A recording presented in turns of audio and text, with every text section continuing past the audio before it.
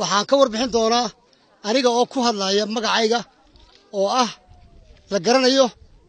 magaca beesha qoton dabo mantaqadan ballaaran magaceeda aniga ku hadlaya aniga oo codka dhalinyarada iyo codka dumarkaba ku hadlaya aniga oo codka waxgaradka ku hadlaya waxaan ka warbixin doonaa warbixin kooban idinka siinaya dadka halkan jooga iyo wacyiga maanta halkan ka taagan magacaygu waxa weeyaan cabdiraxmaan ducaali yuusuf waxaan ahay gudoomiyaha meesha qoton dabo lagu magacaabo waxaan leeyahay dadkan meesha ku nool ee halkan ma ku arkaysaan waqti ilaahay riday oo dhacay waa dad ku yimi dadka saddex meelood buu ka yimi bar waxay ka yimaadeen bari iyo dhulkii xooluhu kaga dhamaadeen barna waxay ka yimaadeen xaggan iyo inay gare iyo xaggaasoo dad hawd ka yimi ahayn marka hore oo dabeedna soo bidhaan kartay oo iska soo yaacay dadna waxay ahaayeen dadkii xooluhu bankaadku kaga dhamaadeen idinkoona iyadoo lana soo caawiyo busayaal iyo gogol iyo waxaan huwano lanoo keeno dee wixii kalena halkaasaan u tubanaha cuudkii aan haystay markii uu dhamaaday ee gaadiidkii naga dhamaaday ayaan imi maxay heeto 11 qof baan ahaa ilmo yar oo mahaadina oo curyaanana waan sitaa dee wuxuu baan isla halka gacalko ka xiga uu qabo dabad sidaas raajigeed baan kuma qaxoontigana dabadna jooga hoy ma haysano waxaan cunno ma haysano xaaladaha iyagu dee saddex bilood waan xaaladaha iyaguna ilaahum baa og waxaan ka codsanayaa maanta inay maxay heeto ay gargaare ilaahay baa leh gargaare inay nala soo gaaraan oo ay na soo kalmeeyaan haday hoy tahay waxaan cunno tahay iyo waxaan wada haday tahay waxa hadda aan leenahay dadkan oo kale waa dadkii marka ay dawlad leeyihiin dawlad xukuumad ay leeyihiin waa dadkii wax laga qaban jiray waa dadkii wax loo tari jiray waa dadkii markii xoolahoodu baxaan lagu dhaadanayo Soomaaliland tira xoolaha leenahay waa dadkii xoolaha hay jiray abaalkoodu ma aha in lagu ilaawo gidaarkii xoolaha ay kaga dhamaadeen oo dawladuna golaha wasiirada iyo golaha guurtida intay waxoogayga la kala yaacaan una yiraahaan abaara jira oo indhaga hadee laga fariisto ma aha waa in xukuumaddu ay hoos u eegtaa waa in ay hay'adaha ay khusayso ee dawliga iyo kuwa aan dawliga ahaynba waa inay eegaan waa in dhulka la maro dhulka waxa ka dhacay wax aan la qiyaas karaynin oo abaara oo 3 sanadooda oo dad iyo xoolo ku leedeen waa arkaysan sabada meesha iyo caynkay tahay waa arkaysan makhluuqa ku nool meesha ee isu yimi ee 3 bilood intii ugu horeysay tibi ee aan wax alla wax kaalmo xagga Ilaahay mooyaane wax aad min leeyahay aan helin sidaynu ognahay dalkeena abaar daba dheer baa dhacday oo xoolihii dadkii ka dhamaysay dadka halka tumani waxa weeyaan dadkii xoolo dhaqatada ahaa ayaa isugu soo baxay oo wax kale oo ay hayaan oo adduun aanu jirin waxaad moodaa markuu roobku daana in la moodo in abaarti jabtay imaka waxa weeyaan dadka banaankaasay fadhiyaan wax caafimaad oo u yimi ma jiraan wax hooyay haystaan ma jiraan wax gogolay haystaan ma jiraan wax gasiinay haystaan ma jiraan ilaahay bay maartay gacmaha hoos dhiganayaan ay baryayaan annaga qayladaan baa noo timi qayladhaanta aawadeed baanu uga soo baxnay magaalooyinkii oo aanu simbal dadkii xaqiiqay raadis baanu nimi xaqiiqadana waxay noqotay dadkii oo in badan qatanaa oo aan waxba haynin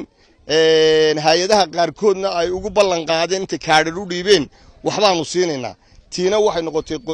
iyagoo marka horeba aanay kaadhar ku gaadhsiisnay tira yar ahaayeen haddana waxay noqotay in ay tiina noqotay hadhuur yar oo karmiiciya iyo in yaroo boorasha waa aragtaan carruurta jilicsan meesha fadhida qaar bukabay leeyihiin qaar iska tabaalaysan bay leeyihiin qaar jiida dheer ka yimi bay leeyihiin waxay u baahan tahay maalin qadal la siiyaa waxba dadka uma tarto laakiin istiraatiijiyad in laga galo haday tahay dawladda haday tahay hay'adaha in istiraatiijiyad laga galo dadkan sidii maartay loo quudin lahaa laga galo waxaad moodaa dalkeena marka la wanaagsan yahay inay xusbiyadu u tartamaan dadka laga doonayo codka dadka cid waliba ku xisaabtamayso dadka qaranka maanta u qiimahay waa dadka halka maanta baxadka fadhiya waxa weeyaan ninka maanta rajo ka damacsan dalka waa inuu markuu jilicsan yahay ilaashado bismillaahir rahmaanir rahiim haddii aanu nahay odayaasha iyo madax dhaqameedka deegaankan ka soo jeeda degmada Sabawanaag gaar ahaan magaalada Qoton imika aanu nimi amba bax ayagana wuxuu ahaa oon gurmad u ahayn dadka halkan sida aad ku aragtaan barakacyaasha ah ee buulasha ah ee intaas oo 100 oo qoys ah ee markaa kamarada lagu qabtay iyagu baahidoodii halkan ka sheegteen ee ka hadlay ayaanu u nimi waxaanu doonaa dadkaas inay arkaan guddiga abaaruhu hay'adaha samafalka kuwa caalamiga iyo kuwa islaamka inay la soo gaaraan dadkaasi gurmad degdega horena wax gurmadaho dadka ugu yimi aba yaraatay ma jirto intii abaarta dheeraatay ee farabadatay ay wadanka ka jirtay marka waxaanu baaq iyo qayladhaan degdega oo emergency ah oo serious aanu u direynaa kow guddiga abaaraha ee heer qaran madaxweynaha jamhuuriyadda Soomaaliya magacaabay inay dadkaasi si degdeg ah ula soo gaaraan arintaasina iyagu indhahooda ay ku arkaan laba hay'adaha islaamiga hay'adaha caalamiga cid kasta wax caawin karta waxaanu leenahay dadka wax lagala haraayay jirin بسم الله الرحمن الرحيم الحمد لله رب العالمين والصلاة والسلام على رسول الله صلى الله عليه وسلم هدي أرناهي أودياشا مدح dhaqameedka iyo odayaasha kale ee soo booqday kaamkan ay ku jiraan dadka soo barakacay iyo dadka deegaankan ah ee adduunyada maartay wixii ay haysteen ay ka baxday walaalayaal xaaladooda waa aragtaan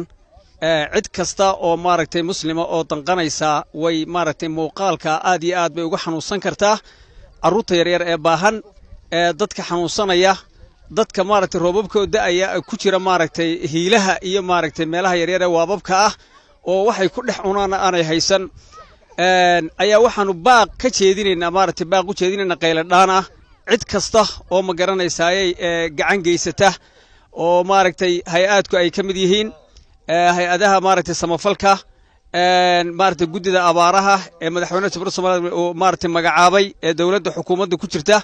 walaalayaal dadkana waa dadkii mas'uulka ka ahaydeen